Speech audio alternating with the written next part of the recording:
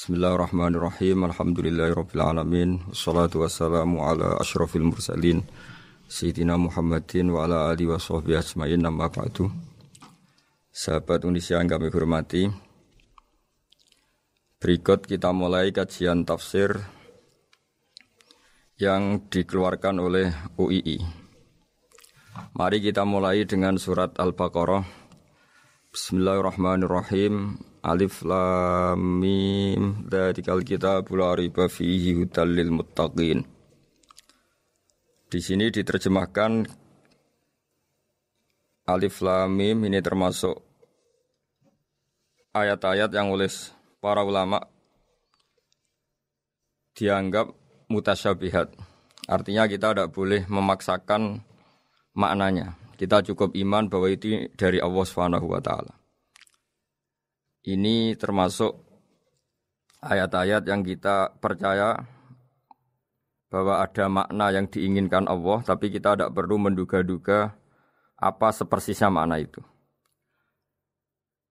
Dzalikal kitabul la raiba fihi, kitab ini tidak ada yang diragukan. Hudal lil muttaqin, petunjuk bagi mereka yang bertakwa. Sahabat Indonesia yang kami cintai, yang kami hormati, muttaqin dari kata kerja ittaqa yattaqi ittiqaan. Maknanya adalah menjaga diri.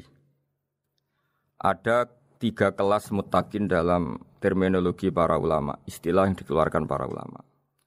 1, muttaqin orang yang menghindari perilaku syirik atau perilaku kekafiran. Sehingga menurut para ulama, apapun faseknya seorang mukmin, apapun kelirunya orang mukmin, misalnya pernah mencuri, pernah korupsi, pernah apa saja, masih dianggap mukmin karena dia masih bertauhid la ilaha illallah Muhammadur Rasulullah. Ini muttaqin yang paling kelas pokok, kelas bawah. Kemudian ada muttaqin kelas kedua, yaitu mereka yang menghindari dosa besar tapi tidak bisa menghindari dosa kecil. Misalnya bisa menghindari dosa zina, tapi dia bisa menghindari dosa melihat perempuan yang bukan mahramnya, yang bukan halal bagi dia. Ketiga muttaqin paling ideal, yaitu menghindari dosa besar, juga menghindari dosa kecil, bahkan menghindari sesuatu yang tidak penting. Ini yang dalam terminologi ulama disebut para wali atau para ulama, yaitu yang dalam ayat ala inna awliya Allahi la khaufun alaihim wa lahum yahzanun.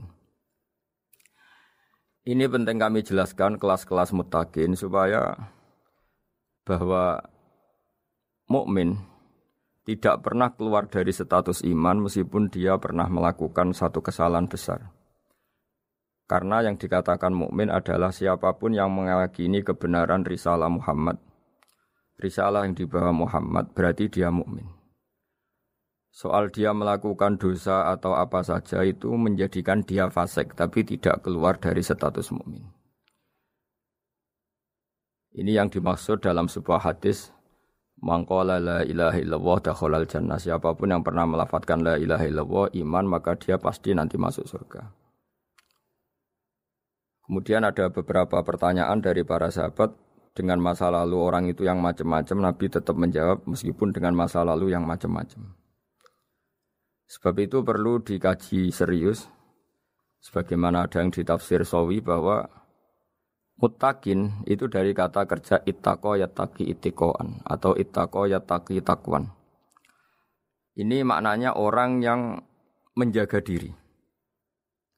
Tentu menjaga diri ini ada yang kelas premium, kelas sempurna. Jadi sesuatu apa saja yang bahaya kita jaga, termasuk dosa kecil, melakukan hal yang tidak penting. Ada orang mukmin yang hanya bisa menjaga dari dosa kekafiran, dosa kemusyrikan. Ini pun dengan segala kesalahannya masih ada kemungkinan dimaafkan Allah. Karena Allah pernah berfirman, innallaha la yaghfiru ayyushraka bihi wa yaghfiru ma duna dzalika liman yasha. Allah tidak akan memaafkan dosa syirik, tapi Allah masih bisa memaafkan atau masih berkenan memaafkan dosa di luar syirik. Kemudian yang perlu dimengerti oleh sahabat Indonesia adalah makna la raiba fihi. Ini yang perlu kami ungkap, bahwa Al-Quran ini tidak ada keraguan padanya. Tidak ada keraguan, ini yang mudah kita teliti karena kita orang Indonesia, mungkin rasa-rasa sastra Arab enggak kental. Mari kita teliti dari segi makna, karena makna ini rasa dan rasa itu universal. Begini misalnya, dulu orang-orang kafir Mekah karena mereka penyembah berhala, penyembah Tuhan-Tuhan yang banyak, itu memprotes. Mereka memanggil tentu masih Muhammad, belum ya Rasulullah. Muhammad, kamu mengajak ke Tuhan berapa? Rasulullah menjawab, ke Tuhan yang satu. Lalu mereka bertanya, Muhammad urusan kita ini banyak, problem kita banyak. Tuhan banyak saja tidak bisa menyelesaikan apalagi satu Tuhan. Ini yang diceritakan dalam sebagian ayat disebut Aja'alal alihata ilaha wahida inna hadza lasyai'un ujab. Bagaimana mungkin Tuhan itu satu?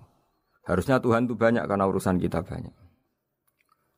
Lalu Rasulullah dengan bimbingan Tuhan, bimbingan Allah mendatangi mereka, kemudian Nabi menjelaskan Tuhan itu adalah ketua kalian, Tuhan itu adalah pimpinan kalian. Bagaimana kalau Anda jadi pembantu kemudian punya majikan banyak, punya penguasa banyak, punya tuan banyak. Kemudian semua tuan-tuan Anda ini memerintahkan Anda dengan perintah yang beda-beda. Apa kalian mau punya majikan atau pimpinan yang banyak? Mereka menjawab tidak Muhammad. Terus mereka akhirnya sadar bahwa problem Tuhan banyak itu tentu lebih sulit, lebih problem. Karena nanti perintahnya beda-beda, keinginannya beda-beda. Mereka akhirnya tersadarkan bahwa sebaiknya atau seharusnya memang Tuhan itu satu. Jadi Rasulullah SAW menjelaskan logika bertauhid itu dengan sekian variasi, dengan sekian logika. Kemudian Nabi kedua juga menjelaskan logika kompetisi. Kata Nabi yang karena bimbingan Allah diberi satu pengertian. Andai kan Tuhan itu 2 atau 3, kemudian berebut dalam tahta aras atau tahta yang di alam raya ini. Sebagaimana lazimnya para penguasa. Maka pasti ada yang menang, ada yang kalah. Dan yang kalah tentu gak layak sebagai Tuhan. Ini yang disebut wala ala ba'duhum ala ba'd. Tentu kalau Tuhan itu banyak, mereka akan berkompetisi, akan bertarung. Dan pasti pemenangnya ya satu, karena memang layak jadi Tuhan tetap satu. Sadarlah bahwa orang-orang kafir Quraisy, orang-orang kafir saat itu sadar pentingnya bertauhid. Ketiga, Nabi juga menjelaskan tauhid secara ilmu logika. Begini para pendengar. Kalau dalam teori ilmu tauhid yang agak jelimet dijelaskan begini. Jika ada 2 Tuhan, maka alam raya ini enggak menjadi alam. Logikanya adalah 2 Tuhan ini bisa kamu katakan sama-sama kuat. Ketika sama-sama kuat kemudian ingin menciptakan langit. Yang satu ingin menciptakan bumi, yang satu menolak menciptakan bumi misalnya. Atau yang satu ingin menciptakan langit, yang satu menolak ingin menciptakan langit. Kemudian ternyata bumi ini terbukti wujud. Logika awam adalah yang berhasil menciptakan bumi berarti Tuhan.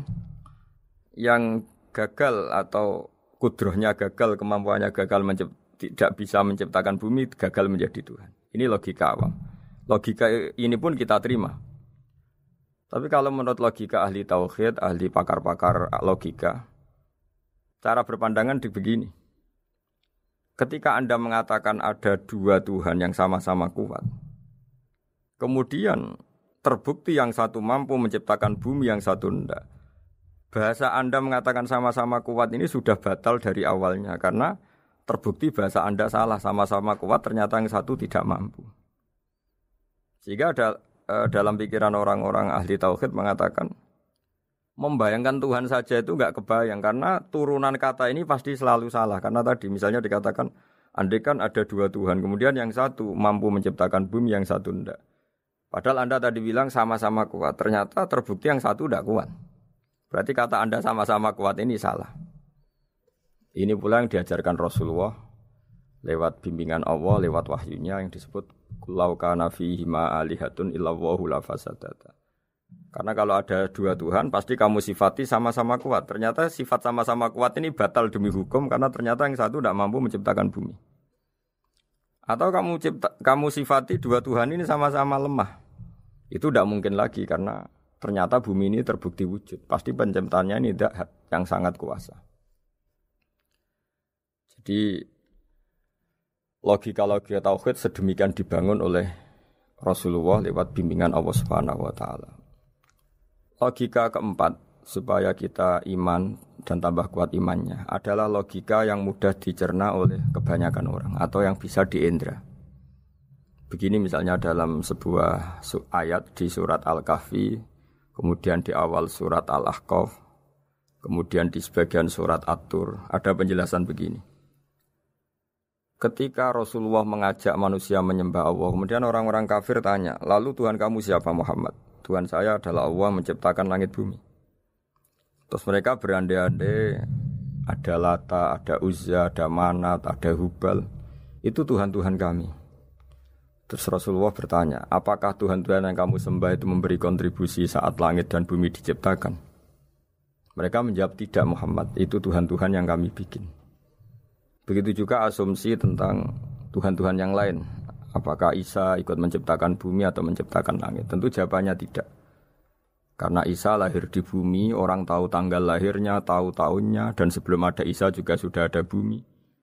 Sehingga untuk menetapkan tauhid, berkali-kali Quran tanya, Amman khalaqas samawati wal ardo, siapa sih yang menciptakan langit bumi? Siapa sih yang menurunkan air dari langit? Siapa yang mengatur ini, itu. Akhirnya mereka menjawab, itu semua Allah Muhammad. Begitu juga kemungkinan setan misalnya. Setan itu fisik atau makhluk atau apa saja yang tidak kita lihat. Kemudian setan itu lewat rayuannya, lewat tipu dayanya ingin disembah. Kata Allah menjelaskan ini, ma asyadduhum khalqas samawati wal ardi wala khalqa anfusihim. Kamu tidak perlu takut sama setan atau apalagi menuhankan setan. Setan itu tidak yang punya reputasi menciptakan langit dan bumi. Bahkan setan tidak bisa menciptakan dirinya sendiri. Ini menjadi pengetahuan bagi kita betapa bagi pakar-pakar tauhid, ahli tauhid, ketika setan nyatanya diusir dari surga, itu pun versi mereka. Versi mereka pun mengatakan seperti kita bahwa setan itu diusir dari surga dan ya keluar dari surga. Kalau setan itu Tuhan, tentu diusir gak mau, karena di surga itu nikmat. Ketika setan diusir dari surga ya keluar, dia juga jadi makhluk yang hina dina. Berarti dia tidak punya kekuasaan, bahkan pada dirinya sendiri. Dipaksa keluar dari surga ya keluar, dipaksa menjadi ahli neraka ya jadi ahli neraka, dipaksa jadi apa saja juga dia akan jadi seperti yang dipaksakan. Ini menunjukkan bahwa setan adalah tahta kudratillah, tahta qahrillah, tahta satwatillah, bahwa setan pun dalam kendali kekuasaan Allah. Makanya Allah mengatakan kamu tidak usah menyembah setan, tidak usah nurut sama setan. Setan itu lemah sekali. Karena faktanya dia tidak bisa memaksakan keinginannya. Ini yang oleh Allah disebut dalam firman-Nya inna kaida syaitani kana dhaifa. Setan itu lemah sekali. Ini perlu saya sampaikan ke para pendengar Unisia bahwa bertauhid itu ada sekian logika. Logika kelima adalah logika orang awam. Awam sekali. Suatu saat ada perdebatan antara Abul Hasan al-Asy'ari. Abul Hasan al-Asy'ari ini tokoh ahli sunnah paling populer dalam ilmu logika. Dia mengatakan orang menemukan Tuhan itu harus lewat logika yang cermat. Tidak boleh taklid, hanya ikut-ikutan. Dia harus menemukan satu argumentasi bahwa Tuhan atau pencipta langit itu ada. Kemudian ada satu problem di mana orang-orang kampung atau orang-orang yang lugu atau orang-orang awam itu tidak bisa ilmu logika, ilmu mantek kalau dalam bahasa pesantren. Kata Abu Mansur, kata Abul Hasan al-Asy'ari, itu masih mungkin. Alhasil para ulama ini meneliti ke orang-orang yang lugu, yang di kampung, yang petani, yang lugu sekali. Apa yang mereka temukan? Ternyata mereka punya cara logikanya sendiri untuk menemukan Tuhan, Sang Pencipta. Pernah suatu saat ada seorang petani lugu, biasa menggembala unta, ditanya, Bima araf tarubak, lalu kamu yang petani ini yang hanya ngurusi sawah, ngurusi ladang, dengan cara apa kamu tahu kalau Tuhan itu ada? Si petani tadi marah besar dan dia mengatakan, Al-ba'ratu tadullu 'alal ba'ir wa asharul aqdam yadullu 'alal masir. Kata petani tadi, yang namanya ada kotoran unta, pasti ada untanya. Yang namanya ada jejak kaki, pasti ada yang barusan lewat. Artinya kalau ada makhluk, pasti ada pencipta. Ini logika awam yang mudah. Kita tidak mungkin mengatakan bumi ini pencipta, mengatakan matahari pencipta. Kelihatan sekali kebendaannya, kelihatan sekali bahwa bumi matahari tidak punya ikhtiar, tidak punya kekuatan. Kelihatan sekali sifat-sifat kemakhlukannya. Jika benda-benda ini karuan makhluk, pasti menunjukkan bahwa ada penciptanya, ada khalik. Dalam logika Bedui tadi, si Bedui tadi, kalau ada kotoran sapi, pasti ada sapinya. Meskipun sapinya sudah sekarang nggak terlihat, mungkin sudah jalan kemana. Sama, kalau ada jejak kaki, meskipun orang yang tadi lewat sudah kita nggak tahu, tapi kita pasti tahu, pasti ada yang lewat. Ini yang dimaksud dalam bahasa Arab, al-ba'ratu tadullu 'alal ba'ir. Kalau ada kotoran sapi atau kotoran unta, pasti ada untanya. Wa atharul aqdam yadullu 'alal masir. Kalau ada jejak orang lewat, pasti tadi ada orang lewat. Nah, semua metode ini digunakan semua oleh Rasulullah. Logika yang bagi intelektual, logika bagi kaum awam, logika bagi kaum menengah. Ya tidak awam, tidak intelektual. Semuanya digunakan. Semuanya jadi media untuk memastikan bahwa logika tauhid ini logika pilihan. Logika yang benar-benar logika.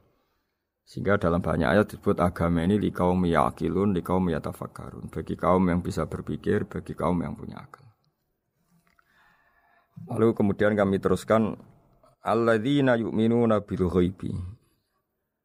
Ini kata ghaibi bukan kayak dalam bahasa Indonesia misalnya setan atau hantu disebut barang gaib.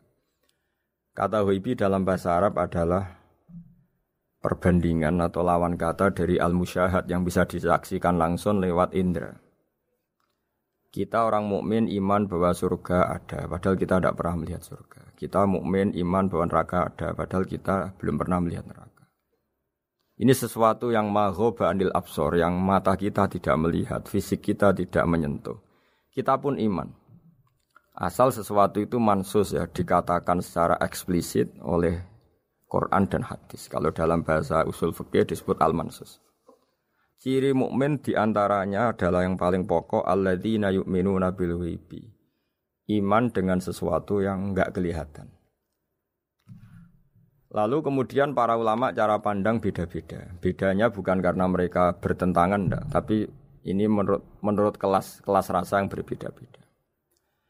Bagi orang-orang sufi, Allah itu tidak bisa dikatakan al-ghaib, sesuatu yang enggak kelihatan. Karena Allah itu begitu jelas, az-zahir. Kata orang sufi, Allah itu zahir. Begitu juga dalam Asmaul Husna disebut Allah itu az-zahir. Begitu jelas. Karena orang yang akalnya mapan, hatinya mapan, melihat satu lemari yang bagus, pasti langsung mensifati bahwa pembuatnya adalah orang yang hebat. Orang yang melihat mobil mewah atau pesawat yang canggih, pasti kepikiran pertama adalah pasti pembuatnya canggih. Sehingga eksistensi pembuat pesawat itu adalah orang hebat, itu langsung tertanam ketika melihat pesawat itu hebat.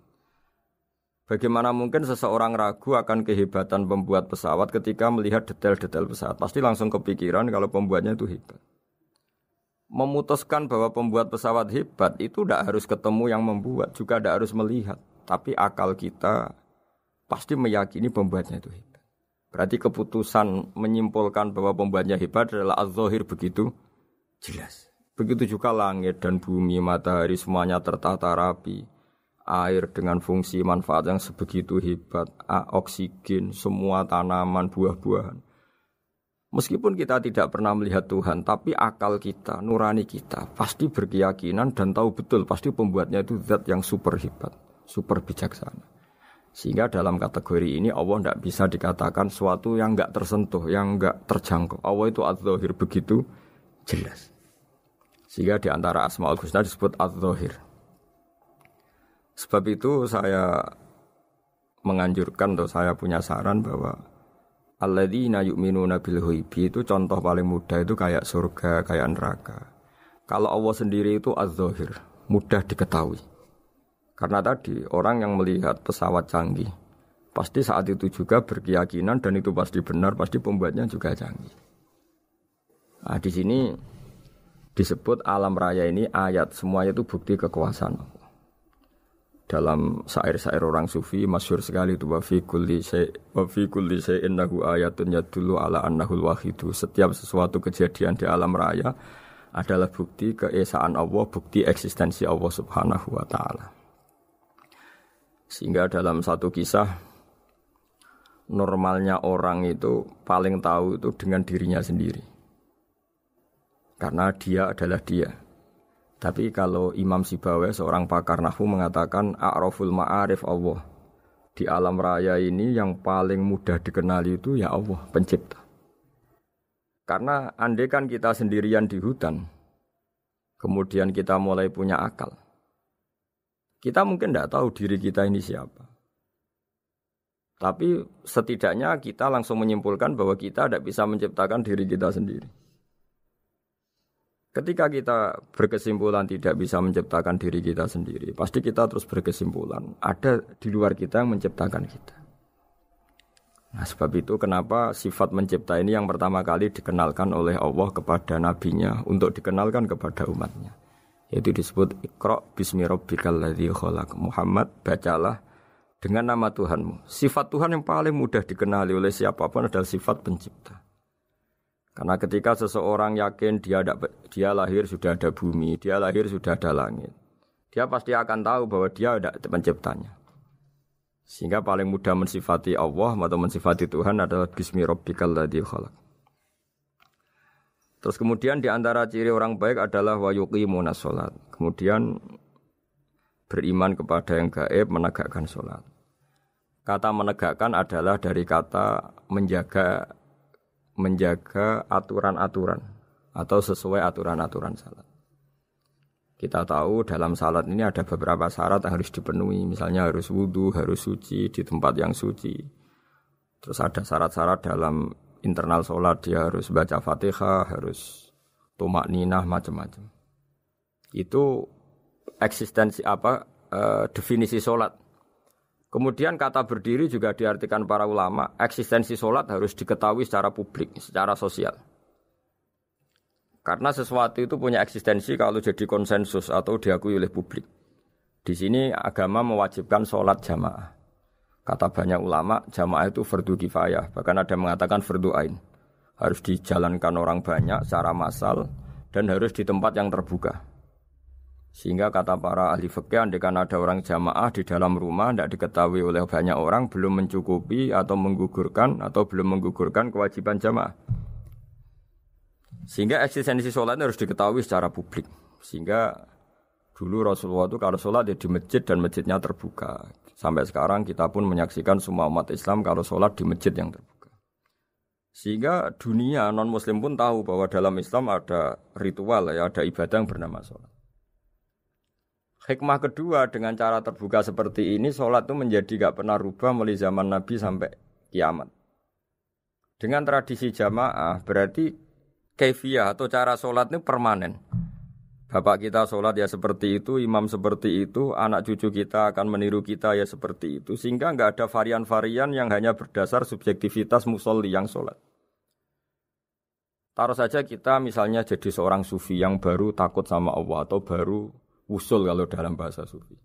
Kemudian kita sholat sendiri di rumah, mungkin dengan gaya menangis, terseduh-seduh, macam-macam. Ini tentu tidak baik sebagai standar sholat. Begitu juga ada anak atau pedagang yang kesusu atau tergesa-gesa, kemudian sholat hanya sekian, 2 menit, 1 menit. Ini juga tidak baik. Meskipun itu boleh dilakukan individu-individu, tapi kalau dalam sholat jamaah, orang harus manut imam, dan ada standarnya, misalnya tumaknina itu biqadri subhanallah, jadi ada ukurannya.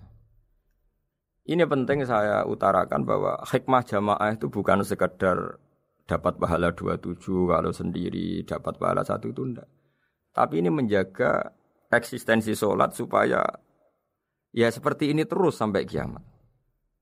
Sehingga orang Indonesia atau orang Afrika, orang mana saja, itu ketika haji atau ketika saling berkunjung di negara lain, itu enggak akan kaget dengan cara-cara sholatnya, karena seluruh dunia kaifiyahnya caranya sama.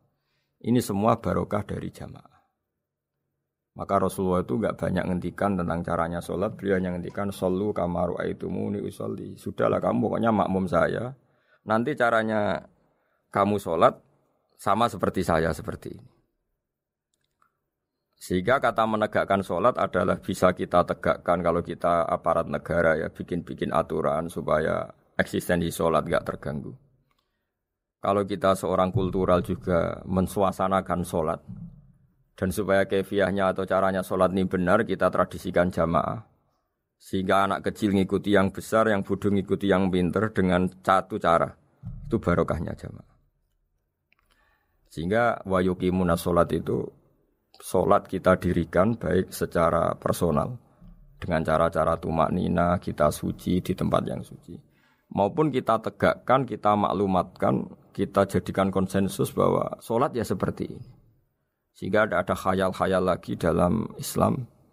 Misalnya nyuwun sewu ada aliran yang mengatakan ya kalau Tuhan itu kan enggak bebas arah, bebas tempat. Terus dulu pernah ada orang sesat sholat sampai 4 rakaat 4 arah, alasannya Tuhan itu tanpa arah. Enggak akan terjadi seperti itu. Karena ijma'nya umat Islam, konsensus umat Islam akan menolak faham yang seperti itu.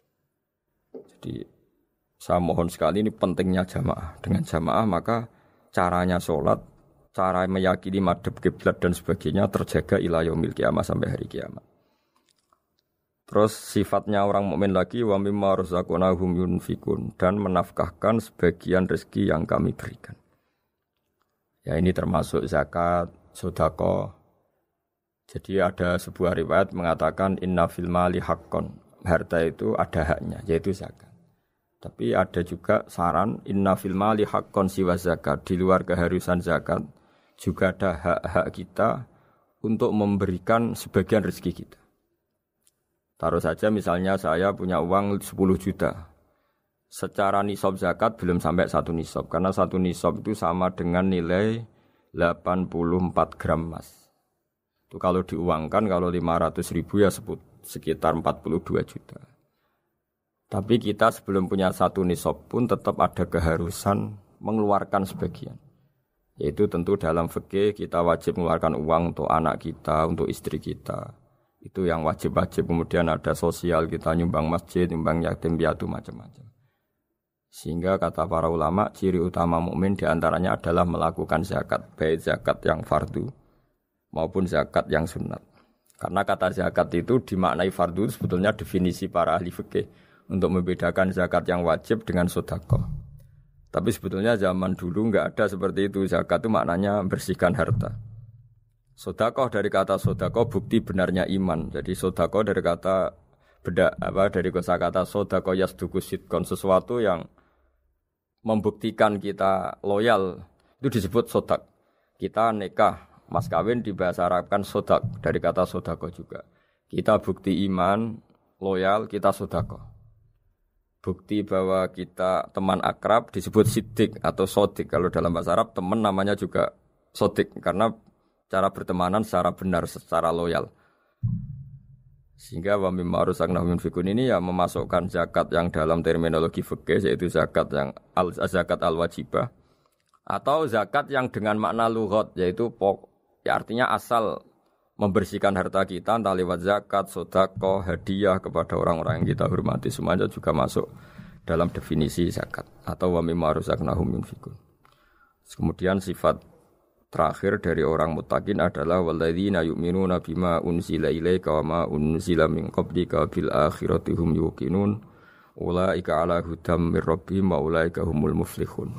Di sini diterjemah mereka yang beriman kepada kitab yang kami turunkan kepadamu dan yang diturunkan sebelum kamu.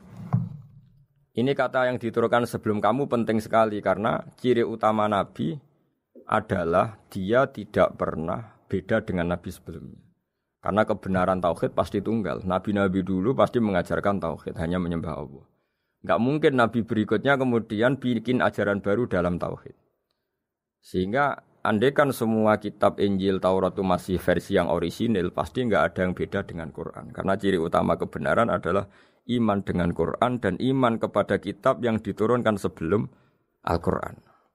Wabil akhirati hum yuqinun, mereka juga yakin akan datangnya hari akhir. Itu bisa disebut yaumul ba'ats. Terus ketika semua kriteria itu terpenuhi baru ulaika ala hudam mir rabbihim wa ulaika humul muflihun. Mereka itulah yang berada pada petunjuk Allah dan merekalah orang-orang yang berbahagia. Para pendengar sahabat Indonesia, semoga kajian ini bermanfaat. Dan ini mulai ayat 1 sampai 5 dalam surat Al-Baqarah, yaitu surat yang dalam tartibnya mushaf nomor 2 setelah Fatihah. Jadi kalau dalam ulumul Quran disebut ada surat yang berdasar nuzulul Quran, yaitu surat Iqra, kemudian Muddatsir. Ada urutan surat yang berdasar tartibul mushaf, yaitu yang kita punyai sekarang, yaitu Fatihah, terus Baqarah dan seterusnya. Dan urutan-urutan ini pun sesuai petunjuk Rasulullah SAW. Saya kira demikian. Mohon maaf atas semua kesalahan. Wassalamualaikum warahmatullahi wabarakatuh.